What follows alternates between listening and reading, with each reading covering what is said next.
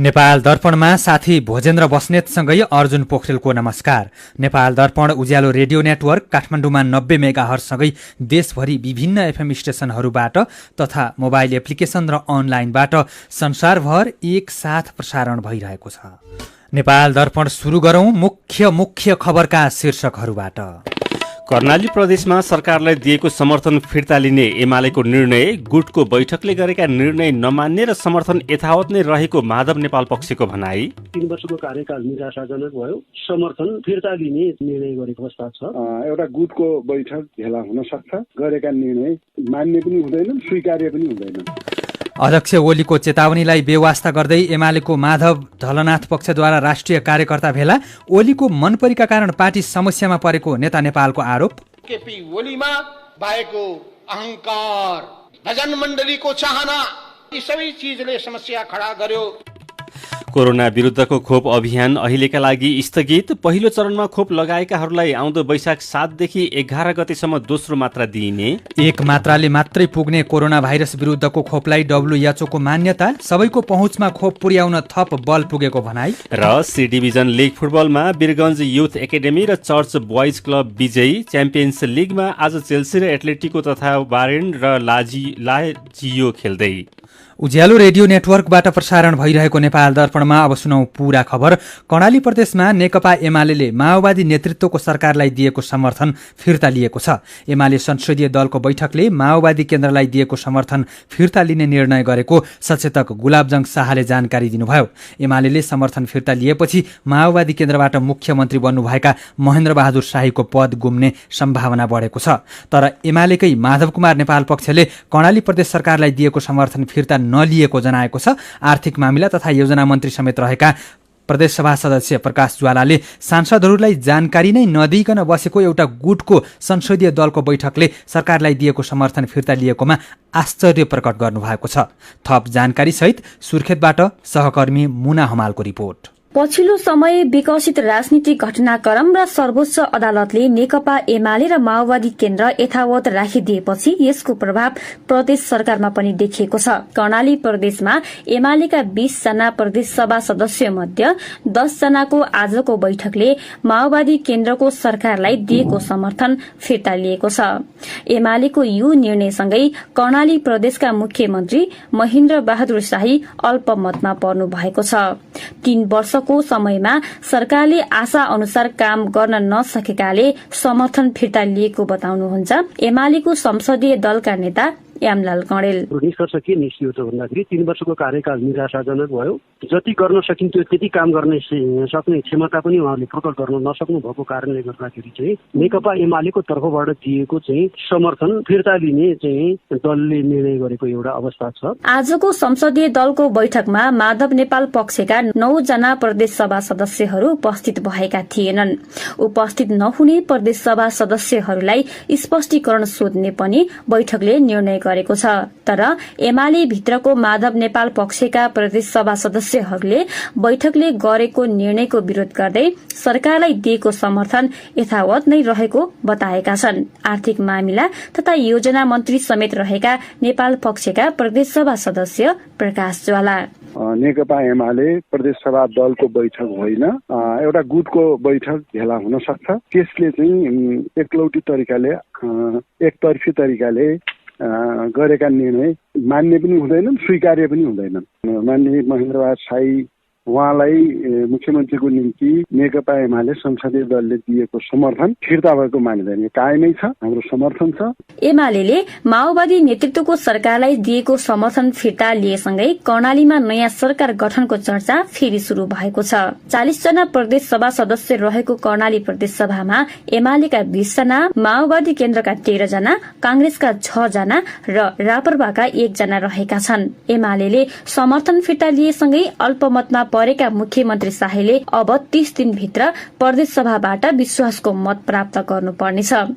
एमालेका दुवै पक्ष मिलेको खण्डमा एमालेलाई प्रदेश सरकार बनाउन 1 जना प्रदेश सभा सदस्यको आवश्यकता छ।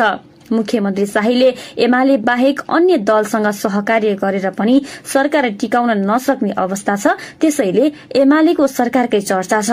फेरि पनि एमालेको संसदीय दलका नेता यामलाल कणेल। सरकार सञ्चालन वा समर्थन गर्नका निम्ति आवश्यक संख्या सबैलाई जम्मा गर्दा पनि नपुग्ने अवस्था भएको हुनाले समयको बर्बादी नगरिकन लोकतान्त्रिक प्रक्रियालाई आत्मसात गरेर उहाँले बाटो खोलिदिए राम्रो हुन्थ्यो। सरकारलाई दिएको समर्थन फिर्ता लिने विषयमा एमालेका प्रदेशसभा सदस्यहरू 2 समूहमा बाँडिएपछि माओवादीलाई भने तत्कालको लागि राहत मिलेको छ।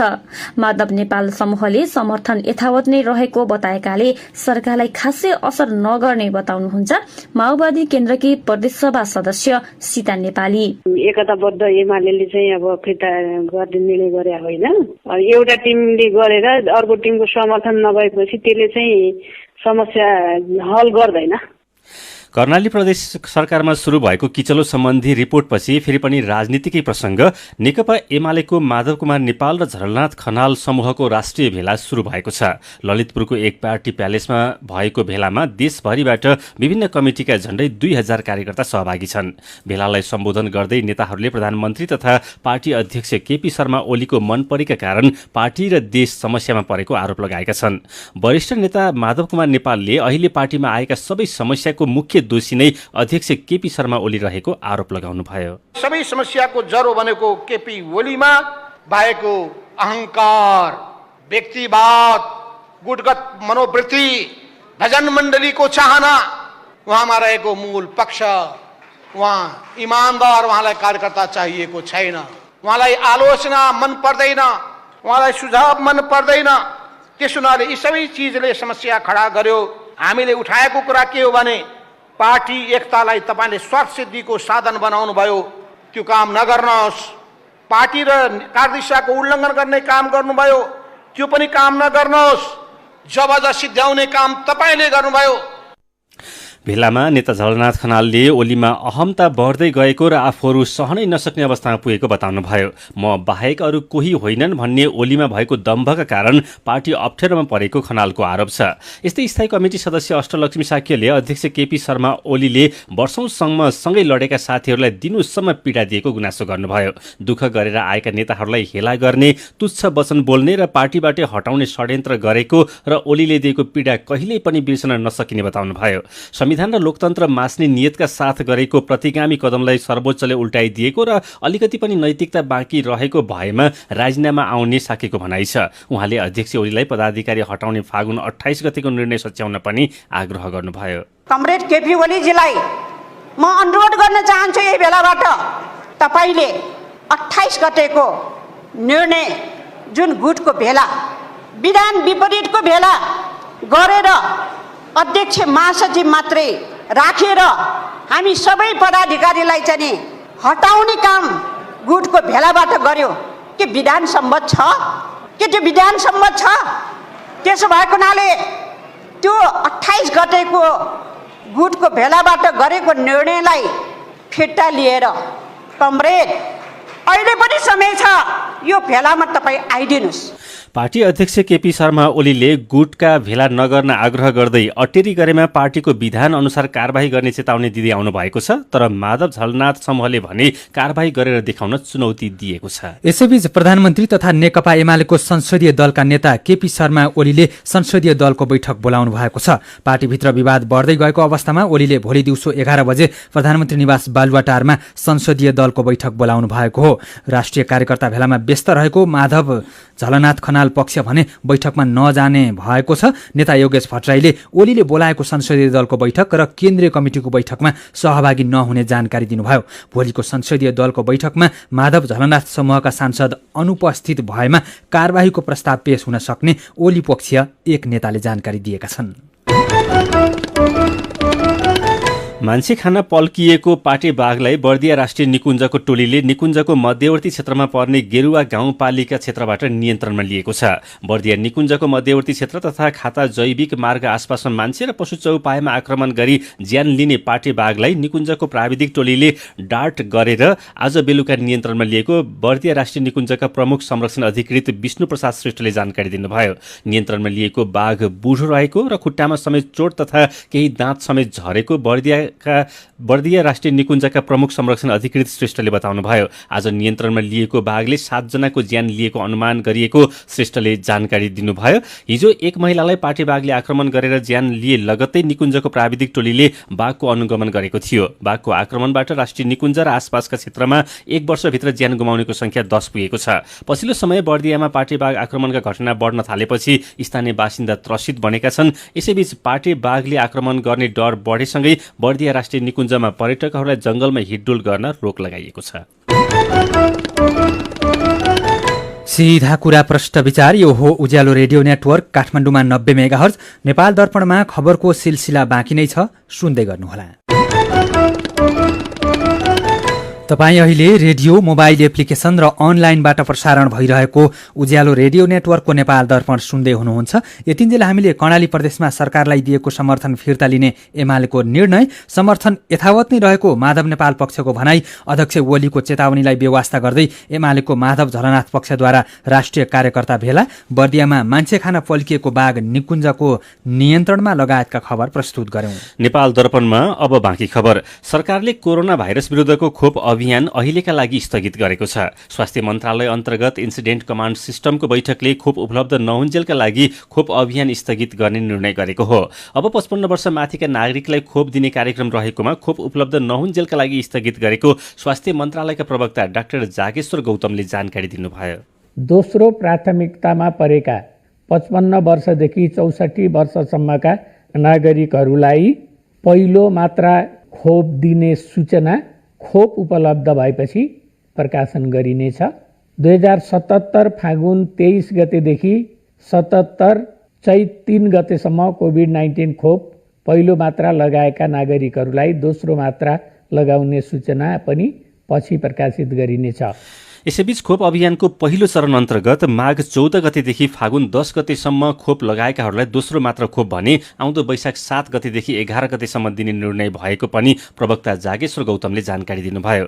माघ 14 गतेदेखि सुरु भएको खोप अभियान विभिन्न चरणमा गरी हिजोसम्म चलेको थियो। अभियान अन्तर्गत 16,44,558 जनाले कोरोना विरुद्धको खोपको पहिलो मात्रा लगाएका स्वास्थ्य मन्त्रालयले जनाएको छ। यसैबीच पछिल्लो 24 घण्टामा थप 94 जनामा कोरोना संक्रमण पुष्टि भएको छ। 2781 जनाको पीसीआर परीक्षण गर्दा 94 जनामा कोरोना संक्रमण पुष्टि भएको र अहिलेसम्म नेपालमा कोरोना पोजिटिभ हुनेको संख्या 2,75,518 पुगेको स्वास्थ्य मन्त्रालयले जनाएको छ। यस्तै थप 55 जना निको भएसँगै अहिलेसम्म संक्रमण मुक्त हुनेको संख्या 2,71,550 पुगेको मन्त्रालयले जनाएको छ। पछिल्लो 24 घण्टामा संक्रमणको कारण कसैको पनि ज्यान गएको छैन। संसदीय सुनवाई समितिले सर्वोच्च अदालतका प्रस्तावित न्यायाधीशद्वय कुमार चुडाल र नहकुल सुवेदीको संसदीय सुनवाई प्रक्रिया सुरु गरेको छ। समितिको आजको बैठकले उनीहरूको संसदीय सुनवाईबारे नागरिकलाई जानकारी गराउन र त्यस सम्बन्धमा कुनै गुनासो तथा उजुरी भएमा समितिलाई जानकारी दिन सरकारी सञ्चार माध्यममा 10 दिने सूचना प्रकाशन गर्ने निर्णय गरेको सभापति लक्ष्मणलाल कणले जानकारी दिनुभयो। न्याय परिषदको फागुन 28 गतेको बैठकले उनीहरूलाई सर्वोच्च अदालतको न्यायाधीशमा नियुक्तिको लागि सिफारिस गरी संसदीय सुनवाईको लागि संसद सचिवालयलाई जानकारी पठाएको थियो। यसैबीच प्रमुख प्रतिपक्षी दल नेपाली कांग्रेसले संघीय संसद सचिवालयमा 2वटा जरुरी सार्वजनिक महत्व र एउटा संकल्प प्रस्ताव दर्ता गराएको छ। कांग्रेसले महिला तथा बालबालिकामाथि भएका हिंसा न्यूनीकरण गर्न जरुरी सार्वजनिक महत्वको विषयमा गृहमन्त्रीको ध्यानाकर्षण गराउन प्रस्ताव, कोरोना महामारीले वैदेशिक रोजगारीमा पारेको प्रभाव सम्बन्धमा श्रम रोजगार तथा सामाजिक सुरक्षा मन्त्रालयसँग सम्बन्धित जरुरी सार्वजनिक महत्वको विषय र महिला हिंसा न्यूनीकरणको लागि विभिन्न व्यवस्था गर्नुपर्ने माग गर्दै संकल्प प्रस्ताव पेश गर्ने अनुमतिको लागि सूचना दर्ता गराएको हो। हिजो शोक प्रस्ताव पारित गरेर स्थगित भएको प्रतिनिधि सभाको अर्को बैठक पर्सि शुक्रबारको लागि बोलाइएको छ। निर्वाचन आयोगले देशभरका मतदाताहरूको संख्या सार्वजनिक गरेको छ। आज एक विज्ञप्ति निकालेर आयोगले देशभर 1,62,43,110 जना मतदाता रहेको जानकारी दिएको हो। आयोगले गएको माघ 15 गतेदेखि मतदाता अध्यावधि कार्यक्रम सञ्चालन गरेको थियो। यस्तै आयोगले मतदान स्थल तथा मतदान केन्द्रको पनि पुनरावलोकन गरेको छ। अब देशभर 10,660 मतदान स्थलहरू कायम भएका छन्। यस्तै आयोगले गएको पुस 6 गतेदेखि स्थगित भएको मतदाता नामावली सङ्कलन तथा अध्यावधि गर्ने काम फेरि सुरु गर्ने निर्णय गरेको आयोगका प्रवक्ता राजकुमार श्रेष्ठले जानकारी दिनुभयो। मिथिलाको महाकुम्भ मानिने मिथिला माध्यमा परिक्रमा अन्तर्गतका यात्रीहरू आज महोत्तरीको सदरमुकाम जलेश्वर पुगेका छन्। हिजो बेलुकी महोत्तरीकी मटिहानीमा विश्राम गरेका यात्रीहरू आज बिहान जलेश्वर पुगेका हुन्। परिक्रमामा सहभागीको लागि बृहत्तर जनकपुर क्षेत्र विकास परिषदले 15वटै विश्राम स्थलमा बिजुली, खानेपानी लगायतका आवश्यक पूर्वाधारको व्यवस्था मिलाएको छ। नेपाल र भारत दुवै देशको धार्मिक, सांस्कृतिक एवं पारम्परिक सद्भावको प्रतीक बनेको परिक्रमा यात्रामा नेपालका 13 तथा भारतका 2 गरी 15वटा विश्राम स्थल रहेका छन्। यो यात्राको लागि सहयात्रीले नेपालको 107 एवं भारतको 26 गरी 133 किलोमिटर भूमिमा पैदल यात्रा तय गर्ने परम्परा रहेको छ। ओखलढुङ्गाको चिसङको गठी वन क्षेत्रमा हिजोदेखि सुरु भएको आगो अझै नियन्त्रणमा आउन सकेको छैन। सामुदायिक तथा निजी वन क्षेत्रमा आगलागीले 100 हेक्टर वन क्षेत्रमा क्षति पुर्याएको छ। नेपाल टेलिकमको टावर र बस्तीमा जानबाट भने सुरक्षाकर्मी अग्निरेखा समेत बनाएर नियन्त्रणको प्रयास गरिरहेका छन्। आगो नियन्त्रणमा लिन विभिन्न निकायका 60 भन्दा धेरै सुरक्षाकर्मी खटाइएको छ। सीधा कुरा प्रश्न विचार, यो हो उज्यालो रेडियो नेटवर्क काठमाडौँमा 90 मेगाहर्ज। नेपाल दर्पणमा मेरो पनि भन्नु छ सँगै खबरको सिलसिला बाँकी नै छ, सुन्दै गर्नुहोला। विभिन्न रेडियो स्टेशनबाट मेचीदेखि महाकालीसम्म र मोबाइल एप्लिकेसन तथा अनलाइनबाट संसारभरि एकसाथ प्रसारण भइरहेको नेपाल दर्पणमा तपाईंलाई फेरि स्वागत छ। अब बाँकी खबर। डोटीको बोकटान फुटसेल गाउँपालिका 6 गगुडामा भाइरल ज्वरो फैलिएपछि 3वटा विद्यालय 5 दिनका लागि बन्द गरिएको छ। विद्यार्थीमा अचानक भाइरल ज्वरो फैलिएका कारण मस्टेश्वर मावि, वाल्मीकि र सिउँडी आधारभूत विद्यालय बन्द गरेको शिक्षक चक्रबहादुर चन्दले जानकारी दिनुभयो। विद्यालयमा विद्यार्थी आउनै नसक्ने र आएका विद्यार्थीमा पनि भाइरल ज्वरोको संक्रमण तीव्र रूपमा फैलिएपछि रोकथामका लागि विद्यालय नै बन्द गर्नुपर्ने अवस्था आएको वडाध्यक्ष वीरेन्द्र चन्दले जानकारी दिनुभयो। नेपाल पत्रकार महासंघको चुनाव यही चैत 25 गते हुने भएको छ। केन्द्रीय समितिको बैठकले जिल्ला, प्रदेश, केन्द्र, प्रतिष्ठान र एसोसिएट संरचनाको चुनाव चैत 25 गते गर्ने निर्णय गरेको सचिव प्रकाश थापाले जानकारी दिनुभयो। आउँदो शनिबार सबै तहको चुनावको कार्यतालिका प्रकाशन हुने महासंघले जनाएको छ। यसपटकको चुनावमा सबै साधारण सदस्यले मतदान गर्न पाउनेछन्। पशुपतिनाथ मन्दिरमा 11 महिनापछि सुरु भएको विशेष पूजामा भक्तजनहरूको आकर्षण बढ्न थालेको छ। गएको वर्ष चैतदेखि रोकिएको विशेष पूजा यस वर्ष महाशिवरात्रिको 2 दिन अघि गत फागुन 25 गतेदेखि मात्र सुरु भएको थियो। पशुपतिनाथ मन्दिरमा 1100 देखि 25 लाखसम्मको विशेष पूजा हुने गरेको छ। विशेष पूजाबाट कोषलाई वार्षिक झण्डै 10 करोडसम्म आम्दानी हुने गरेको छ।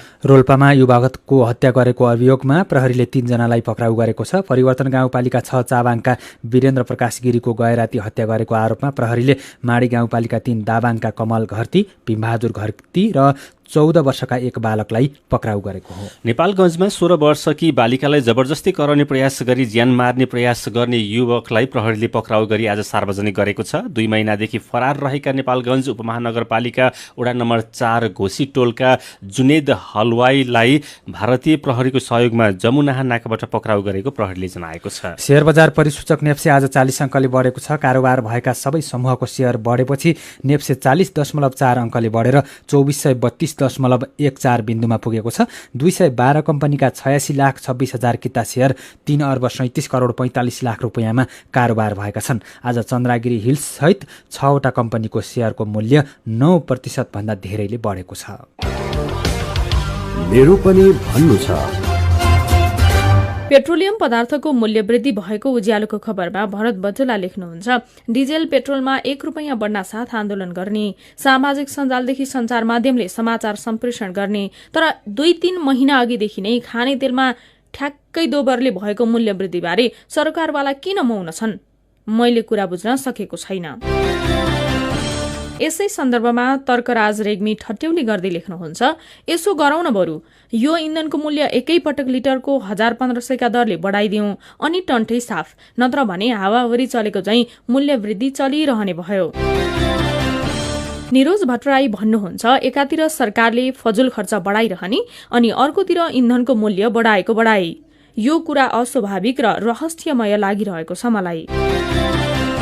विदेशबाट फर्किएर आफ्नै देशमा पौरख गर्नेहरूको कथा उज्यालो अनलाइनमा पढ्दा कुमार मैनाली मनै चसक्क भयो भन्नुहुन्छ। उहाँ लेख्नुहुन्छ, 11 वर्षे विदेश यात्रा अझै कति वर्ष लामो हुने हो, मन मडारिएर आयो।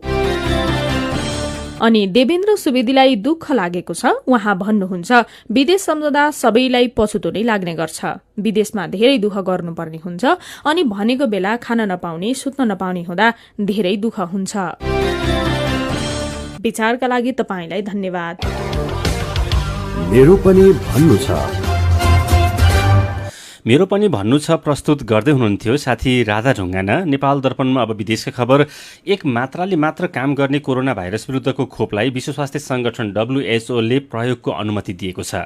जोन्सन एन्ड जोन्सन कम्पनीले उत्पादन गरेको खोपलाई कोरोना भाइरस प्रभावित सबै देशमा प्रयोगका लागि अनुमति दिएको BBC ले जनाएको छ। एक पटक मात्रै लगाएपछि कोरोना विरुद्ध काम गर्ने खोपलाई WHO ले पहिलो पटक अनुमति दिएको हो। एक मात्राले मात्रै पुग्ने जोन्सन एन्ड जोन्सनको यो खोपलाई हिजो युरोपेली औषधि नियामक निकायले पनि स्वीकृति दिएको थियो।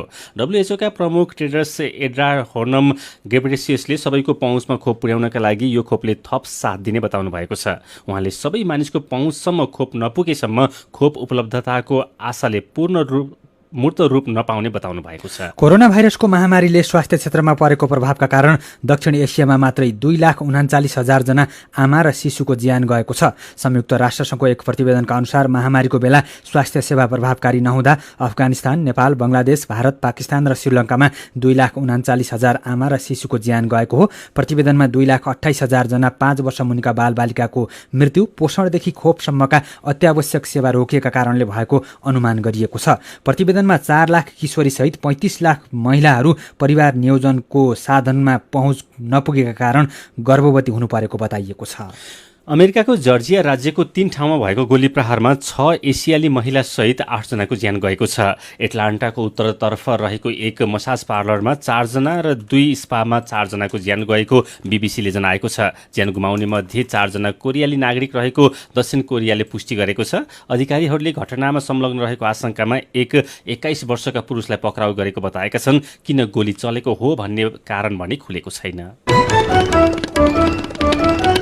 नेपाल दर्पणमा अब खेल खबर। च्याम्पियन्स लिग फुटबलको अन्तिम 16 को दोस्रो लेगमा आज पनि 2 खेल हुँदैछन्। राति 1:45 बजे हुने खेलमा साबिकको विजेता जर्मन क्लब वारेन म्युनिखले इटलीको क्लब लाजियोसँग खेल्दैछ। पहिलो लेग 4-1 ले जितेको वारेनलाई अन्तिम 8मा पुग्न सजिलो छ। साँगुरो हार बेहोरेमा पनि वारेन क्वार्टर फाइनलमा पुग्नेछ। राति 1:45 बजे नै हुने अर्को खेलमा इङ्ग्लिस क्लब चेल्सी र स्पेनिस क्लब एटलेटिको माड्रिड खेल्दैछन्। पहिलो लेगमा 1-0 ले विजयी भएको चेल्सीलाई आज घरेलु मैदानमा बराबरी खेले पनि क्वार्टर फाइनलमा पुग्न पर्याप्त हुनेछ।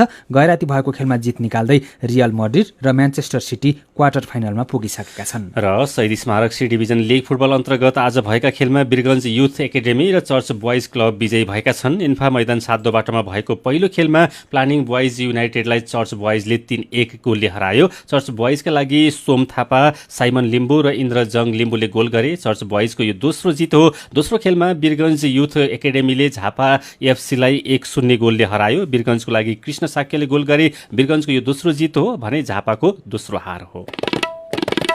खेल खबरसँगै उज्यालो रेडियो नेटवर्कबाट प्रसारण भइरहेको नेपाल दर्पणको समय सकिनै लागेको छ। बिदा हुनु अघि आजका मुख्य खबरका शीर्षकहरू फेरि एकपटक। कर्णाली प्रदेशमा सरकारलाई दिएको समर्थन फिर्ता लिने एमालेको निर्णय। गुटको बैठकले गरेका निर्णय नमान्ने र समर्थन यथावत नै रहेको माधव नेपाल पक्षको भनाई। अध्यक्ष ओलीको चेतावनीलाई बेवास्ता गर्दै एमालेको माधव झलनाथ पक्षद्वारा राष्ट्रिय कार्यकर्ता भेला। ओलीको मनपरीका कारण पार्टी समस्यामा परेको नेता नेपालको आरोप। कोरोना विरुद्धको खोप अभियान अहिलेका लागि स्थगित। पहिलो चरणमा खोप लगाएकाहरूलाई आउँदो वैशाख 7 देखि 11 गतेसम्म दोस्रो मात्रा दिइने। एक मात्राले मात्रै पुग्ने कोरोना भाइरस विरुद्धको खोपलाई WHO को मान्यता। सबैको पहुँचमा खोप पुर्याउन थप बल पुगेको भनाई। र सी डिभिजन लिग फुटबलमा वीरगञ्ज युथ एकाडेमी र चर्च बोइज क्लब विजयी। च्याम्पियन्स लिगमा आज चेल्सी एटलेटिको र तथा वारेन र लाजियो खेल्दै। आजको नेपाल दर्पण सकिएको छ। प्रविधिमा साथ दिने साथी सङ्घर्ष विष्टसँगै हामी भोजेन्द्र बस्नेत र अर्जुन पोखरेल पनि बिदा हुन्छौँ। कोरोनाको जोखिम कायमै रहेकोले सुत्नु अघि पनि साबुन पानीले मिची 20 सेकेन्डसम्म हात धुन नबिर्सनुहोला। नमस्कार।